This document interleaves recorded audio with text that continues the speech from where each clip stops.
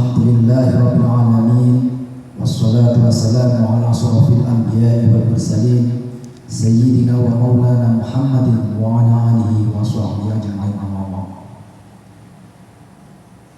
Yang terhormat Bapak Kepala SMK YPM 14 Multo, yang terhormat Bapak Ibu Dewan Guru SMK YPM 14 Multo, anak-anak peserta MPLS tahun 2021 yang saya cintai sekaligus saya banggakan. Syukur alhamdulillah kepada Allah Subhanahu wa taala, kenapa kita sampai saat ini masih diberikan kesehatan, diberikan kesempatan sehingga kita bisa melaksanakan kegiatan MPLS di SMK YPM 14 Multo ini dalam keadaan sehat walafiat, dan lebih-lebih kita masih diberikan dalam keadaan tetap iman. Amin amin Allahumma amin. Allahumma sholli ala sayyidina Muhammad. Salawat serta salam semoga selalu tercurah kepada Nabi Agung Muhammad sallallahu alaihi wasallam yang telah memberikan bimbingan dan suri tauladan kepada umat Islam, yaitu berupa ad-dinul Islam. Pada kesempatan kali ini saya akan menyampaikan materi ke-YPM-an dalam acara masa pengenalan lingkungan sekolah di SMK YPM 14 Multo. Sebelum kita memulai, marilah kita berdoa sebagai adab kepada Allah Subhanahu wa taala. Bentuk kesungguhan kita dalam berdoa, maka kita rapikan dulu baju dan membersihkan tempat-tempat di sekitar kita, sebagaimana ya Allah, wallahu yuhibbul mutahhirin, dan sesungguhnya Allah menyukai orang-orang yang bersih. Untuk itu silakan semuanya merapikan dan menengok teman-temannya kanan kiri apakah sudah rapi, teman-teman di sebelah kalian, dan dilihat juga tempat di sekitarnya apakah sudah rapi, apa masih ada kotoran-kotoran yang perlu dibersihkan, sehingga kita dalam berdoa dan menuntut ilmu mendapat ridha dan berkat dari Allah Subhanahu wa taala. Amin amin Allahumma amin. Kalau sudah, marilah kita bertawasul kepada Nabi Muhammad SAW, keluarga, keturunan dan para ahli bait, kepada para sahabat, tabi'in, ulama dan orang-orang alim, para aulia, syuhada dan sholihin, kepada para guru-guru kita, khususnya Kiai Haji Munir Hashim Latif, pendiri YPM, dan kepada kedua orang tua kita, serta hajat kita untuk mencari ilmu. Ila hadratin Mustafa Muhammad sallallahu alaihi wasallam wa azwajihi wa ashabihi wa ahli baitil kiram, syai'il lailul Fatihah. A'udzu billahi minasyaitonir rajim. Bismillahirrahmanirrahim. Alhamdulillahirabbil alamin arrahmanir rahim maliki yaumiddin. Iyyaka na'budu wa iyyaka nasta'in. Shiratal mustaqim. Shiratal ladzina an'amta 'alaihim ghairil maghdubi 'alaihim waladdallin. Semaina hajjami awliya wa syuhada wa salihina wa jami'il mu'minina wal muslimina wal muslimat aina ma kanu bi syarril ardi illa ma ghariya bariha wa ila sajami ustaz islam syahidul lahul Fatihah. A'udzu billahi minasyaitonir rajim. Bismillahirrahmanirrahim. Alhamdulillahirabbil alamin arrahmanir rahim maliki yaumiddin. Iyyaka na'budu wa iyyaka nasta'in. Shiratal mustaqim. Shiratal ladzina an'amta 'alaihim ghairil maghdubi 'alaihim waladdallin. Khususan Kiai Haji Munir Hashim Latif. Al-Fatihah. A'udzu billahi minasyaitonir rajim. Bismillahirrahmanirrahim. Alhamdulillahirabbil alamin arrahmanir rahim maliki yaumiddin.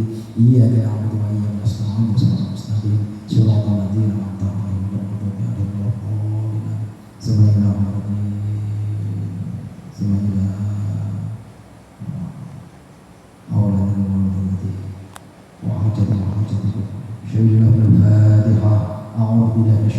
Bismillahirrahmanirrahim. Alhamdulillahirabbil alamin arrahmanir rahim maliki yaumiddin. Iyyaka na'budu wa iyyaka nasta'in. Shiratal mustaqim. Shiratal ladzina an'amta 'alaihim ghairil maghdubi 'alaihim waladdallin. Terima kasih disampaikan. Untuk selanjutnya, untuk mengawali materi ke-YPM-an, adalah kita membaca doa kegiatan belajar mengajar yang sudah menjadi tradisi di lingkungan YPM Taman Sidoarjo. Bismillahirrahmanirrahim. Allahumma ya man huwa fi ilmihi muhit, wa ya man huwa fi majdihi munir, wa ya man huwa fi lutfi syarif, ya Hanan ya Manannu, akrimna bi nuril fahmi wa akhrijna min adh-dhulumatil wahmi warzuqna fahman nabiyyin wa hifdzal mursalin wa ilhamal malaikatil muqarrabin bi rahmatika ya arhamar rahimin. Wa sallallahu ala sayyidina Muhammadin wa ala alihi wa sahbihi wa sallam walhamdulillahi rabbil alamin. Selanjutnya kita membaca ikrar dan berdiri. Dimohon untuk semua peserta berdiri dan mengikuti apa yang saya bacakan. Kita doa bersama-sama. Bismillahirrahmanirrahim. Raditu billahi rabba wa bil islami dina wa bi Muhammadin nabiyya wa rasula. Rabbi zidna ilman nafi'a warzuqni fahman thayyiban bi rahmatika ya arhamar rahimin. Oke. Selamat datang dan selamat pagi anak-anakku yang saya cintai, sekaligus saya banggakan. Sekarang kalian sudah menjadi keluarga besar YPM, khususnya di SMK YPM 14 Sumobon. Nah, karena materi ini adalah materi ke YPM-an, sebelum nanti panjang lebar dan apa sih YPM, bagaimana YPM, saya akan tanya dulu, siapa yang sudah mengetahui kepanjangan dari YPM? Ada yang tahu? Kalau ada yang tahu dapat hadiah. Kepanjangan dari YPM, ya, YPM Yayasan Pendidikan dan Sosial Ma'arif. Yayasan Pendidikan dan Sosial Ma'arif. Terima kasih. Untuk lebih mengetahui dan memahami yang menjadi tujuan YPM dalam mendidik siswa-siswa, maka dari itu marilah kita bersama-sama untuk menyanyikan atau melihat dari himne YPM. Dan nanti perlu diingat hal-hal penting yang ada di dalam himne YPM. Untuk itu silahkan duduk yang rapi, tenang, dicermati, siapkan alat tulis sehingga nanti dapat mengambil hal-hal atau poin-poin yang penting di dalam himne YPM.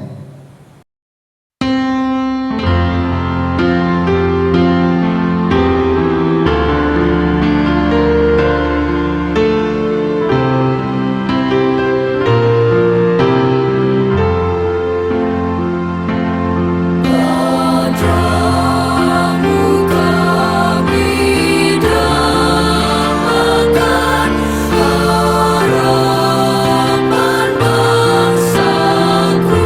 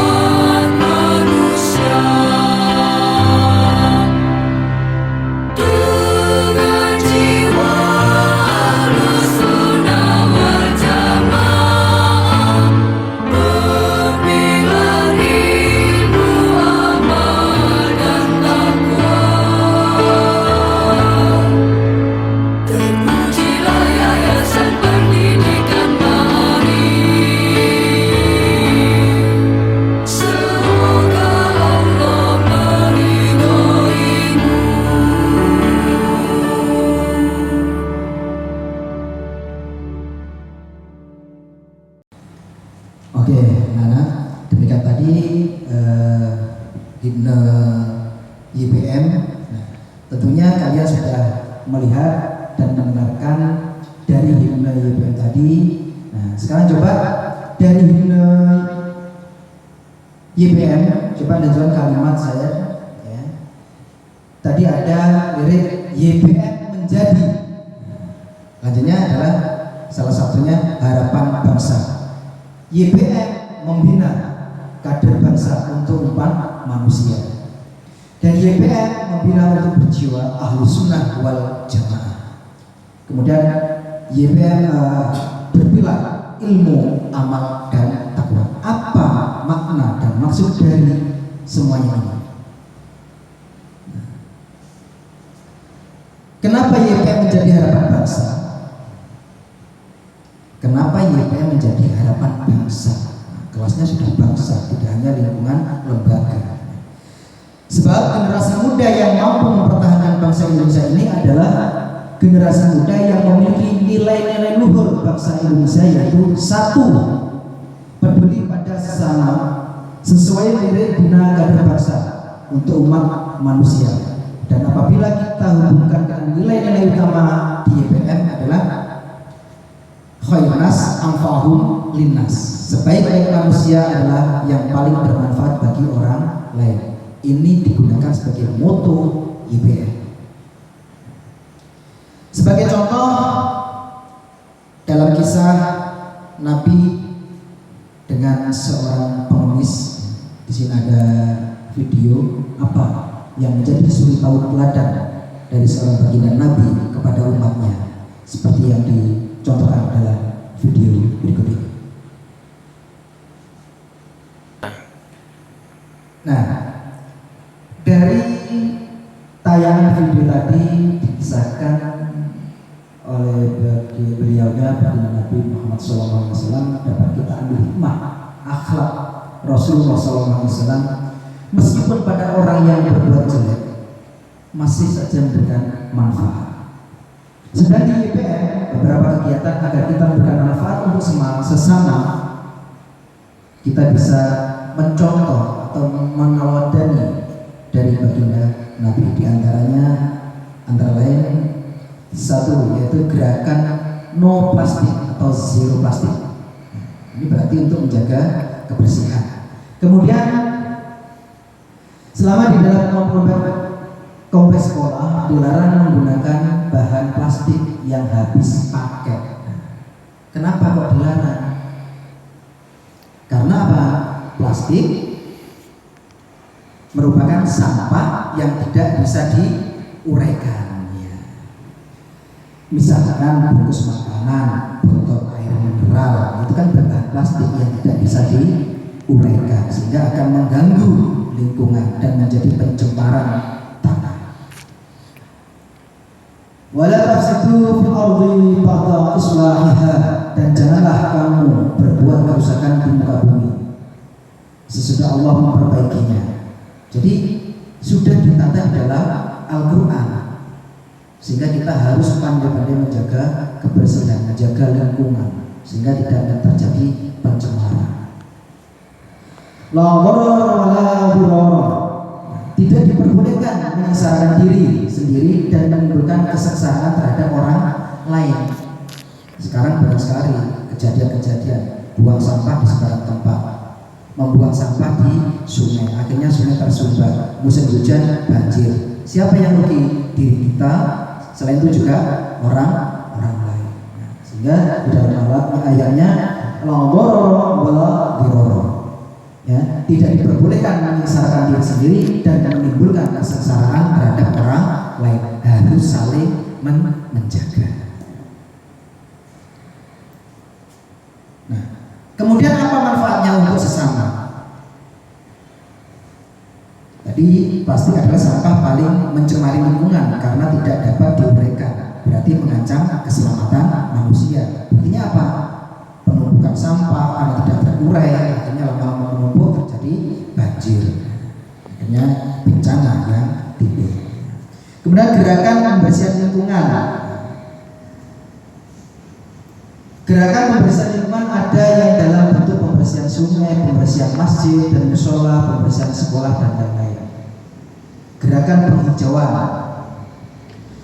Qala Rasulullah sallallahu alaihi wasallam, "Ma min muslimin yaghrus gharsan aw yazra'u zar'a fayakulu minha tayru aw insaman aw banhabayah ya wahid."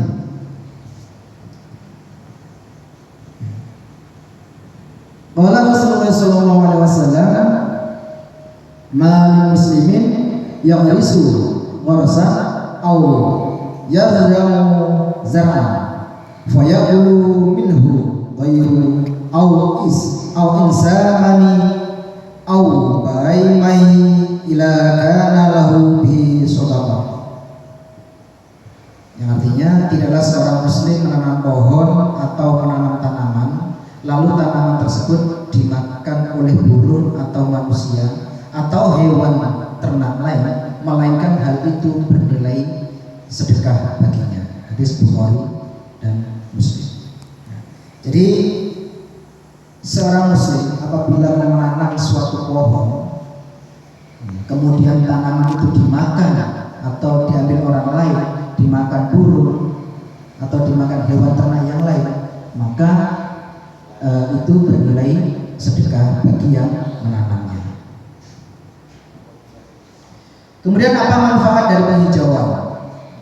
Manfaat dari penghijauan yaitu akan tersedianya oksigen hasil dari tumbuhan dan terjaganya ketersediaan air dalam tanah agar tidak terjadi kekeringan.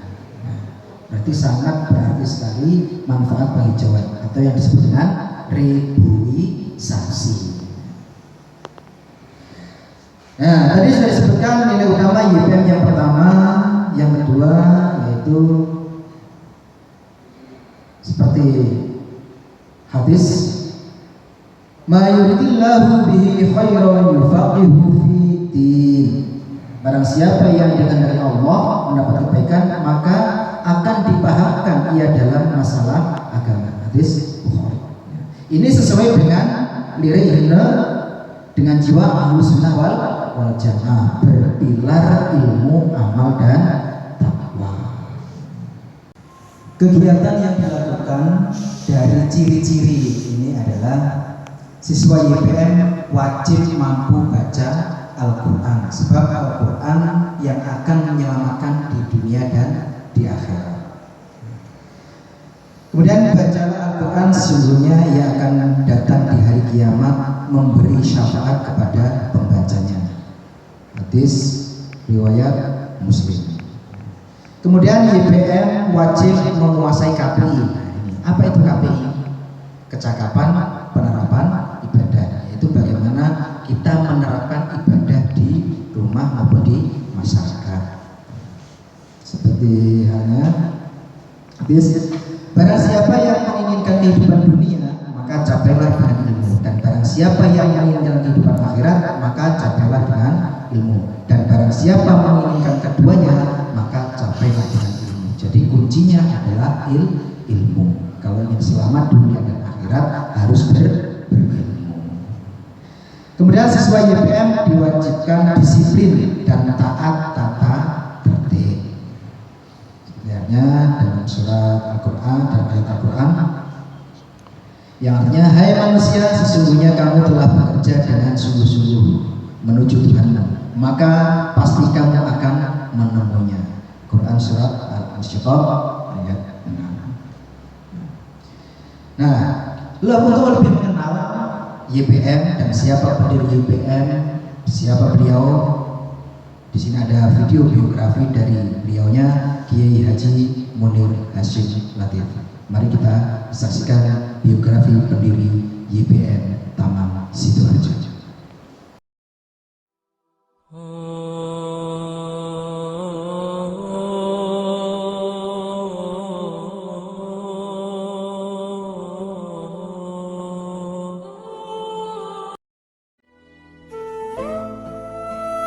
Kiai Haji Munir Hasyim Latif dilahirkan di Jombang pada tahun 1928. Beliau merupakan putra keempat dari 8 bersaudara. Sejak usia 8 tahun, beliau sudah menjalani kehidupan sehari-harinya di Pondok Pesantren Seblak Tebu Ireng Jombang, yang pada waktu itu diasuh oleh Kiai Haji Mahfud dan sekaligus menjadi santri dari pendiri NU, yakni Kiai Haji Hasyim Asy'ari. Di kehidupannya di pondok pesantren, Kiai Haji Munir Hasyim Latif waktu kecil sudah banyak menerima ilmu-ilmu keagamaan. Penerapan ilmu keagamaan dalam kehidupan harian pondok pesantren seperti sholat 5 waktu yang selalu tepat waktu di masjid, saling gotong royong, dan bahu-membahu di antara semua masyarakat yang ada di pesantren. Kebiasaan sehari-harinya seperti merawat ternak, merawat sawah, juga melengkapi dan memperbaiki fasilitas pondok dan desa.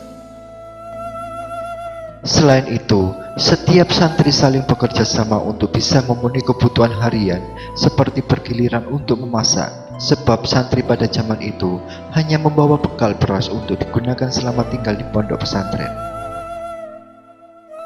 Hingga pada usia 15 tahun, beliau dipercaya menjadi lurah pondok yang bertanggung jawab terhadap ketertiban, kebersihan, pembinaan, dan keamanan pondok, sekaligus ikut membantu mengajar santri-santri muda.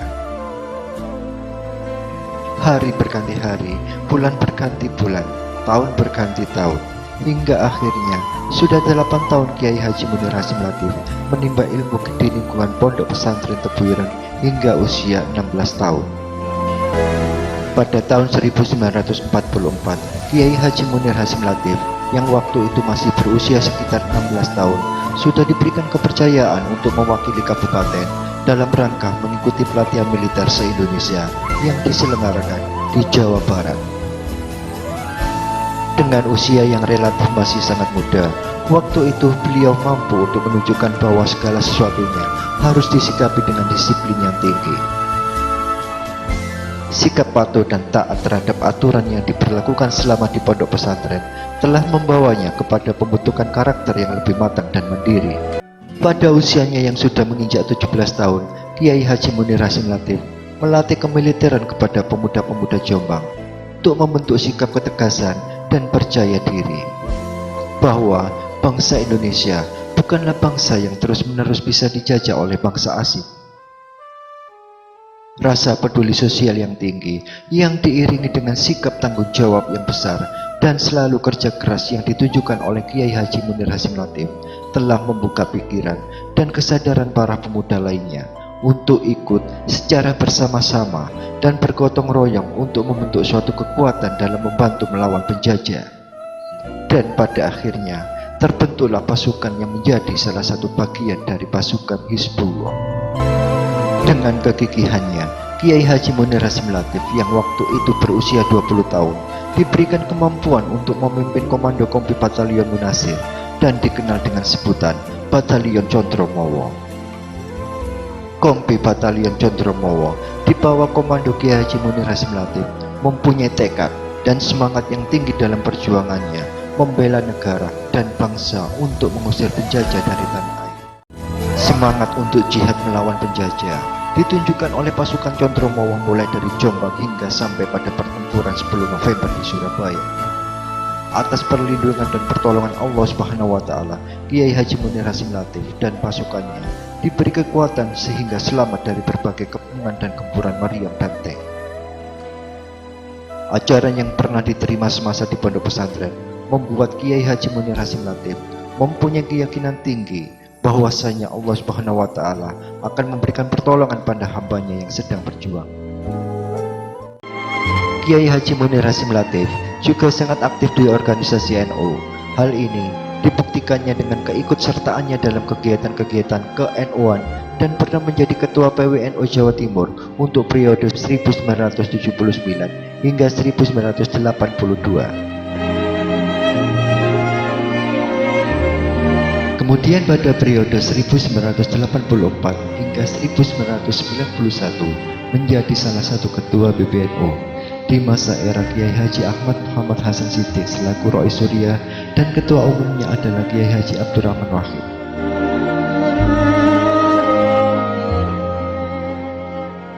Kemudian pada periode 1992 hingga 1999 masih menjadi salah satu ketua PBNU di masa era Kiai Haji Muhammad Ilyas Ruqyat selaku Roi Suriah, dan ketua umumnya masih Kiai Haji Abdurrahman Wahid.